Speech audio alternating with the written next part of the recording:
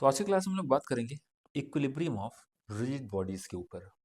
Particle के भी equilibrium की बात हुई थी। वहां पे हमने क्या पढ़ा था कि अगर किसी पार्टिकल के ऊपर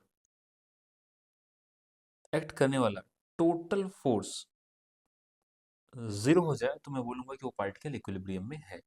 लेकिन अगर इस टाइप का कोई ऑब्जेक्ट हो, एक रिजिड बॉडी हो जो पॉइंट पार्टिकल ना हो, ऐसे बॉडीज के लिए अगर हम इक्विलिब्रियम की बात करें तो सिर्फ ये कहना कि नेट फोर्स इज जीरो ये सफिशियंट नहीं होगा।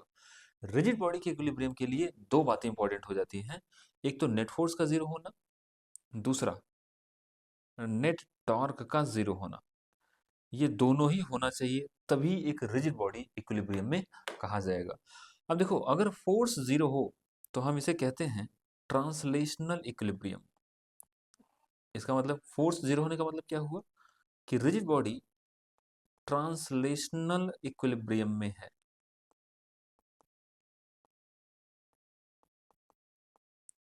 वहीं अगर मैं बात करूं टॉर्क नेट जीरो होने का मतलब क्या है, टॉर्क नेट जीरो होने का मतलब होता है रोटेशनल इक्विलिब्रियम। Rotational equilibrium. अगर किसी रिजिड बॉडी के पास ट्रांसलेशनल इक्विलिब्रियम भी हो, रोटेशनल इक्विलिब्रियम भी हो, तब हम कहेंगे कि जो बॉडी है, जो रिजिड बॉडी है, वो इक्विलिब्रियम में है। Rigid body is in equilibrium.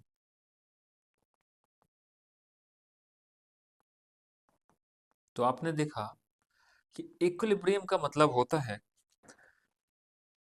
Net force भी जीरो होना चाहिए और नेट टॉर्क भी जीरो होना चाहिए। बस इतना सा कॉन्सेप्ट है, इसी पर बेस्ड बहुत सारे सवाल हमसे पूछे जाते हैं। तो देखो, फॉर एग्जांपल सपोज करो, एक एग्जांपल हम लोग लेते हैं इस टाइप का कि ये सीलिंग है, हमारा अपना छत मान लेते हैं। उस छत से हमने स्ट्रिंग से एक रॉड लटका दिया, एक रॉड लिया,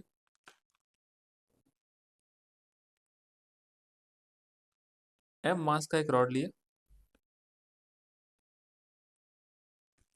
थोड़ा बड़ा रॉड बनाते हैं,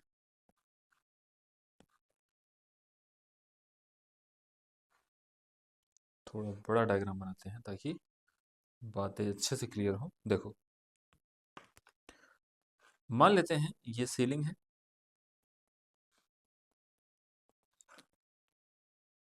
इस छत से दो रस्सी हमने लटका दिया और यहाँ पे एक रिजिड बॉडी अटैच कर दिया, एक रॉड। ठीक है, रॉड, ये क्या है, स्ट्रिंग। मान लेते हैं ये पहला स्ट्रिंग है और ये दूसरा स्ट्रिंग है। ये जो रॉड है, इस रॉड के बारे में ये इंफॉर्मेशन है कि ये एक यूनिफॉर्म रॉड है। रॉड कैसा है, यूनिफॉर्म। इस रॉड का मास है m और लेंथ है l। ओके, तो क्वेश्चन ये है, find tensions in string. Find tension, find tension in both string, in both string. दोनों ही स्ट्रिंग में टेंशन हमसे पूछा गया है। क्या ये एक रिजिड बॉडी है, सही बात है। क्या ये इक्विलिब्रियम में है, अभी तो मेंशन नहीं किया है, लेकिन चलो अच्छा मेंशन कर देते हैं। वैसे इस टाइप का जब भी क्वेश्चन आएगा तो मान के चलो वो इक्विलिब्रियम में ही होगा, कुछ नहीं बोला है तो। इसमें रॉड इज इन इक्विलिब्रियम ऐसा बोल रखा है। देखो, स्टेप इसका फिक्स है, जो स्टेप्स हम लिखेंगे वो फिक्स है और इसी वाले स्टेप को हम बार बार फॉलो करेंगे। तो एक बार आप देख लो, उसके बाद तो बहुत आसान हो जाएगा। इस टाइप का जब भी क्वेश्चन आए तो सबसे पहला स्टेप है फ्री बॉडी डायग्राम बनाना। तो रॉड का पहले फ्री बॉडी डायग्राम बना लेते हैं। ये रहा रॉड। रॉड के ऊपर इधर लग रहा होगा टेंशन T1 और इधर लग रहा होगा टेंशन T2। इसके अलावा कोई फोर्स लग रहा है क्या? बिल्कुल लग रहा है। कौन सा force? Force of gravity due to weight of rod. ये तीन फोर्सेस लगे हैं। और एक काम और हम यहीं पे कर लेते हैं कि इसको पॉइंट ए बना लेते हैं, इसको पॉइंट बी। क्योंकि ये रॉड इक्विलिब्रियम में है, इसलिए एफ नेट जीरो होना चाहिए किसी भी डायरेक्शन में। तो किसी भी डायरेक्शन में नेट फोर्स जीरो होने का मतलब क्या हुआ कि वर्टिकल डायरेक्शन में भी, as rod is in equilibrium, rod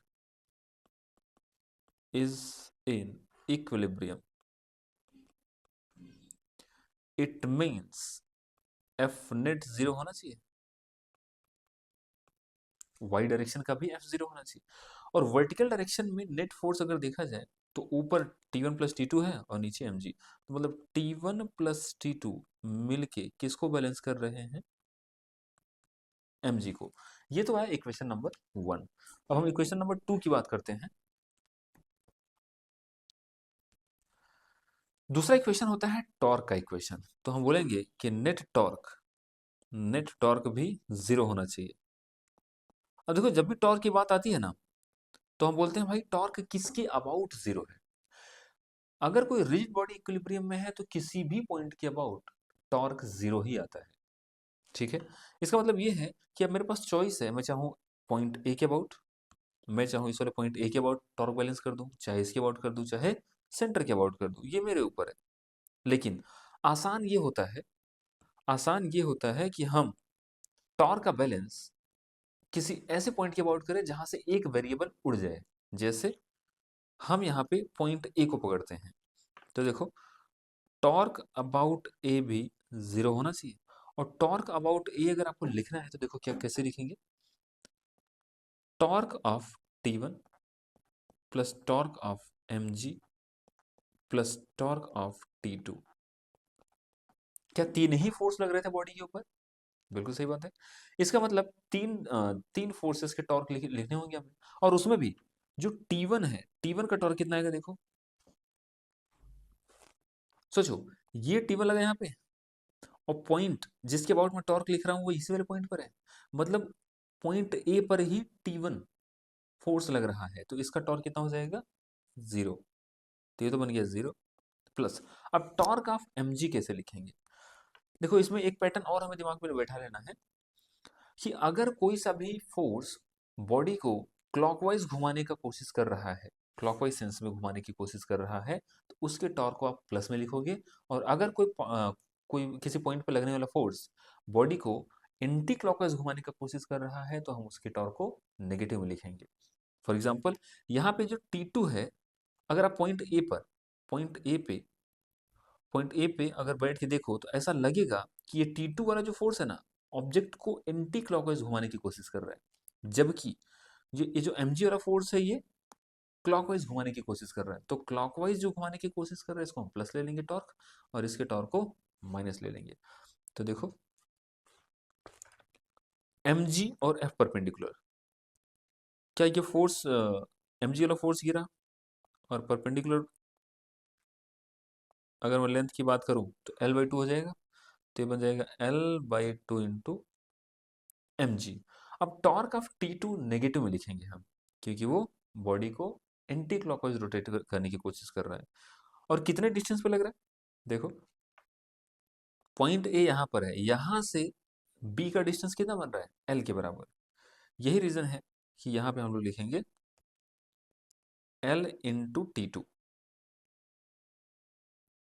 L/T2। और ये किसके बराबर होना चाहिए? जीरो के। तो यहां से L और L कैंसल आउट हो गया, तो T2 कितना आया? mg/2। और जैसे ही T2 mg/2 आया, इसको उठा के इक्वेशन नंबर 1 में पुट कर दो। तो इक्वेशन नंबर 1 से फ्रॉम 1 हम क्या कह सकते हैं कि T1 प्लस mg/2 बराबर होगा mg के। इसका मतलब T1 भी आ गया mg/2 के बराबर। ठीक है। तो बड़ा ही सिंपल सा क्वेश्चन था। इसी क्वेश्चन में मान लो एक थोड़ा सा मॉडिफिकेशन करते हैं और फिर आपसे पूछते हैं टेंशन की वैल्यू बताओ। जैसे एग्जांपल नंबर 2।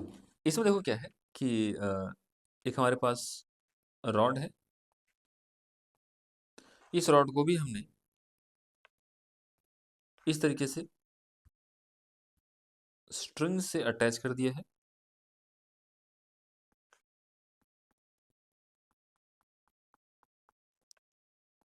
ये जो अटैच जहां पे किया ना, ये पॉइंट यहाँ पे है, मान लेते हैं यहाँ पे है, और ये डिस्टेंस है L/4 पे। ये गिवन रॉड एक यूनिफॉर्म रॉड है, गिवन रॉड एक यूनिफॉर्म रॉड है। इसमें मान लेते हैं ये पहला वाला स्ट्रिंग है और ये दूसरा वाला स्ट्रिंग है, ठीक है।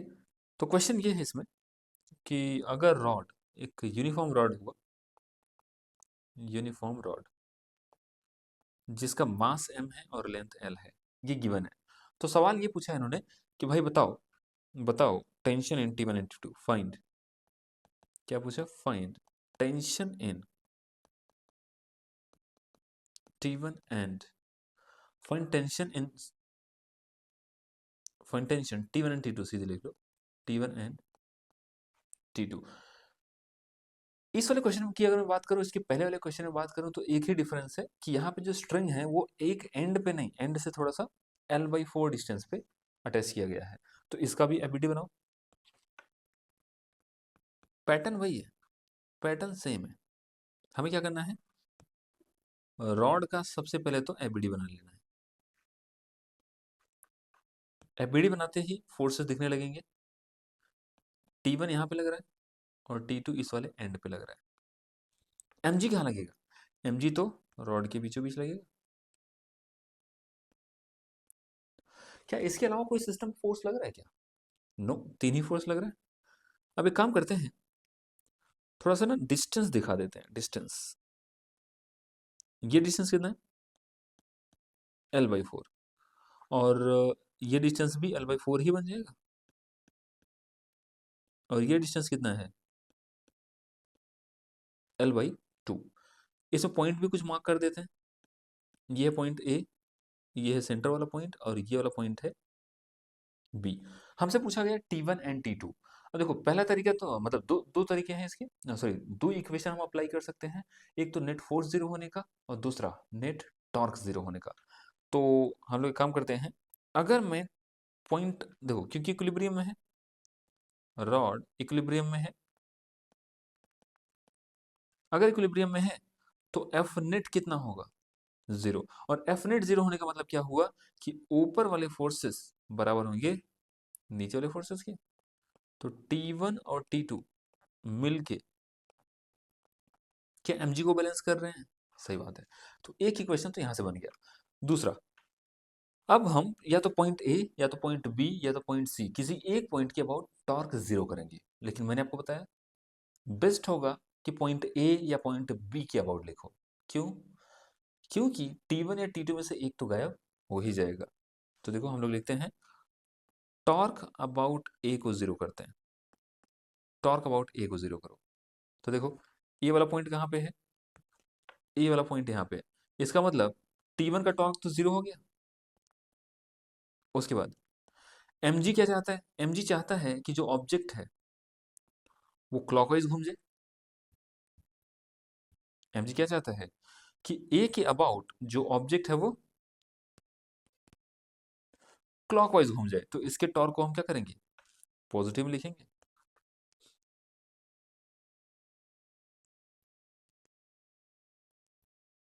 हम्म, तो L/4 डिस्टेंस पे लग रहा है, ये रहा डिस्टेंस L/4 डिस्टेंस पे mg फोर्स माइनस, माइनस क्यों?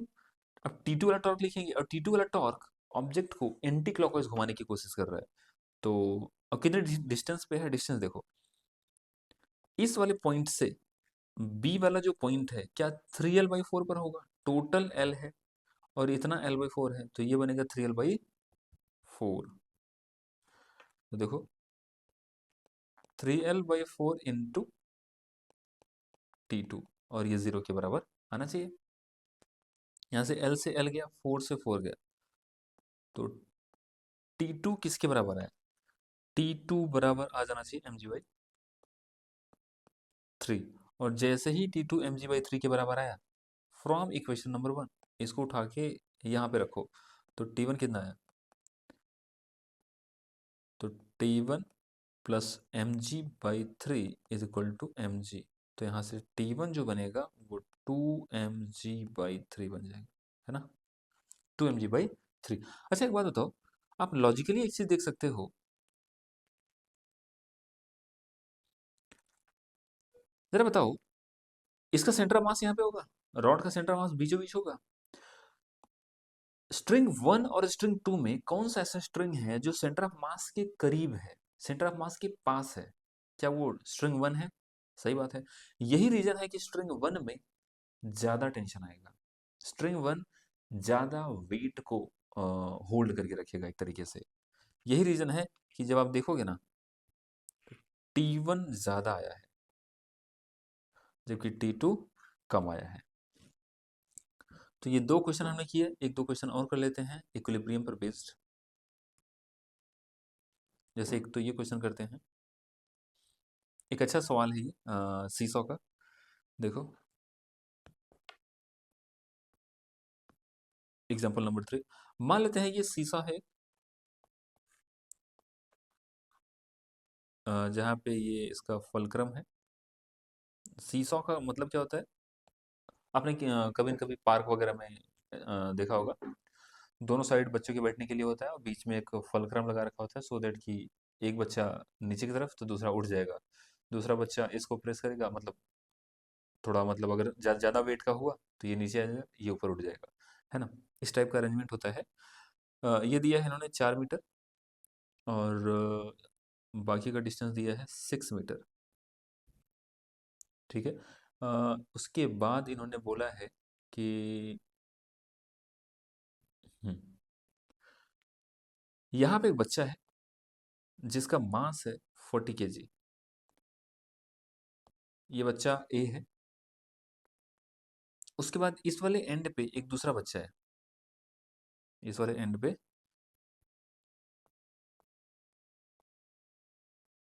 एक दूसरा बच्चा है जिसका मास है m। सवाल इन्होंने ये बोला है, find value of, find value of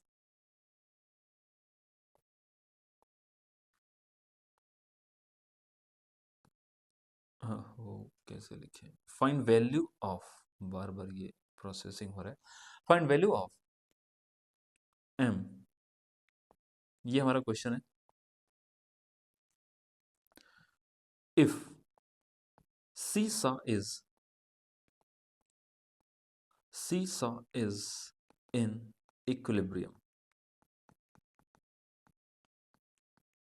अगर सीसा इक्विलिब्रियम में है तो आपको वैल्यू ऑफ जो दूसरा वाला बच्चा है बी, इसका मास बताना है। अच्छा मान के चलना है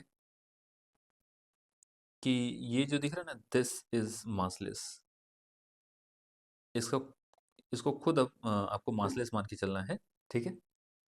अब देखो इस वाले क्वेश्चन में अगर देखा जाए तो ये जो फलक्रम है, इसी पॉइंट के अबाउट टॉर्क बैलेंस करना है, सिंपल सा क्वेश्चन है।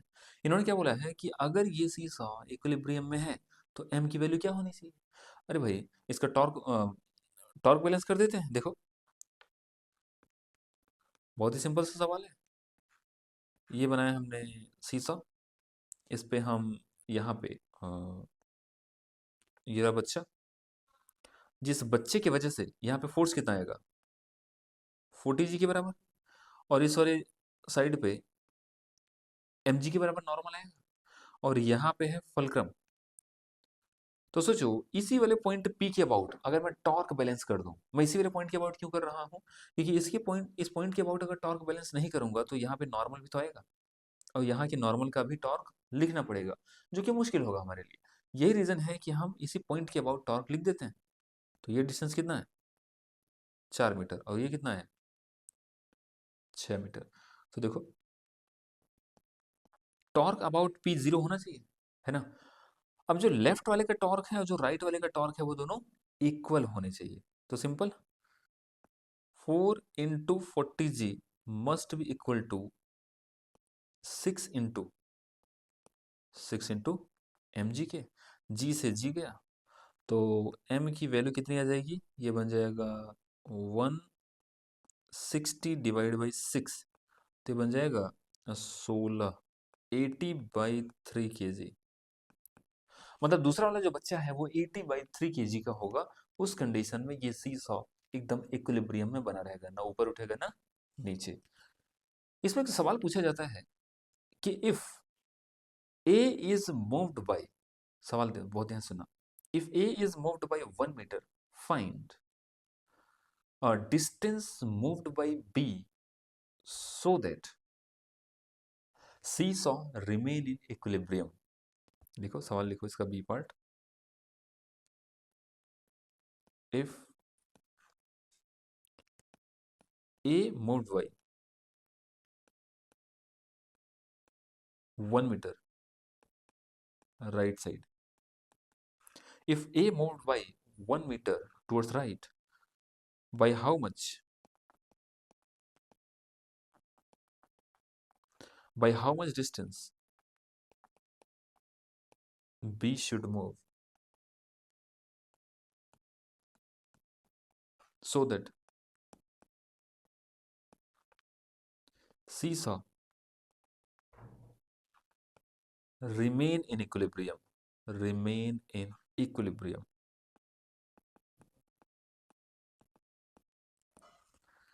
तो देखो, अच्छा बताओ, अगर इस वाले कंडीशन में, अगर इस वाले कंडीशन में सी सॉ इक्विलिब्रियम में था, इसका मतलब आप एग्री करते हो कि जो पूरे सिस्टम का सेंटर ऑफ मास होगा वो इसी फलक्रम के ऊपर रहा होगा, पॉइंट पी पर।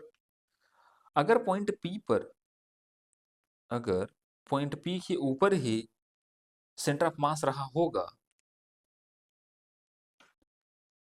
तभी तो तभी तो ये पूरा का पूरा सीसॉ बैलेंस था, है ना, वरना एक पॉइंट पे कैसे बैलेंस होता। अब अगर इन्होंने बोला कि 40 kg वाला पर्सन कितना 1 मीटर अगर आगे मूव कर गया, तो एम मास वाला पर्सन कितना आगे मूव करे सो दैट कि सीसॉ इक्विलिब्रियम में रहे। क्या ये सवाल कुछ कुछ पुराना जो हमने किया था displacement of centre of mass वाले में, उसी से जुड़ा हुआ है। तो सिंपल सी बात है, हम नहीं चाहते इस वाले क्वेश्चन में सॉल्यूशन क्या है, क्योंकि हम चाहते हैं कि जो सेंटर ऑफ मास है वो फलक्रम पे ही बना रहे। अगर सेंटर ऑफ मास फलक्रम पे ही बना रहे तो जरूरी हो जाता है कि डेल्टा एक्सियम जीरो हो जाए, और डेल्टा एक्सियम जीरो होने का मतलब क्या होगा, m1 delta x1 plus m2 delta x2 is equal to zero. इन्होंने बोला है कि जो 40 kg वाला पर्सन है वो 1 मीटर राइट साइड डिस्प्लेस होता है, तो m2 कितना डिस्प्लेस होगा, पहली बात तो m2 का मास कितना निकाला आपने, 80/3 delta x2 is equal to zero. तो 4 2 हो गया, तो डेल्टा x2 कितना आया, माइनस का 3/2। मतलब ये हुआ कि जो 80/3 kg का पर्सन है बी, जो छोटा बच्चा है बी है, उसको 1.5 मीटर टूवर्ड्स लेफ्ट मूव करना चाहिए। इसका मतलब क्या लिखा है, 1.5 मीटर टूवर्ड्स लेफ्ट। तो छोटे वाले बच्चे को, सॉरी, जो बी वाला बच्चा है उसको 1.5 मीटर से लेफ्ट साइड, लेफ्ट कहां से पता चला, इस नेगेटिव से, अगर लेफ्ट साइड मूव कर जाएगा उस कंडीशन में जो सी सॉ है वो अभी भी इक्विलिब्रियम में बना रहेगा। खैर आज के लिए बस इतना ही, मिलते हैं अगली वाली क्लास में।